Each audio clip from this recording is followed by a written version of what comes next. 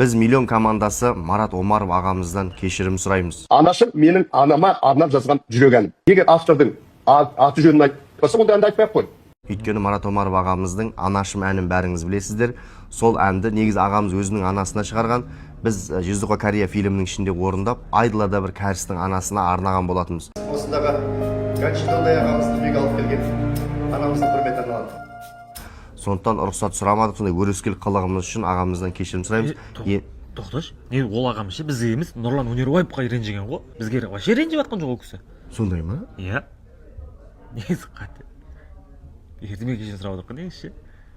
Сұрай берейік бізге де. Әлі қауымға кешіріңіз көге. Біз көрсеңізсіз бар. Киноны көріңізші аға, мақтап айтқанбыз. Оппашешім сумиян деген жерлер бар. Біз қазақтың әндерін кәрісше насихаттап жүрміз ғой. Біз Марат Омаров ағамыз Қазақстанның еңбек сіңірген әртісі. 300-ге жоқ әндердің авторы. Жаттап ағамыз біз. Оппашешім сумиян, де опа уте чумян, камзами суга хасып, де мемін дүлкі хашып, болмасы бар адамдар ешқашан қартаймайды.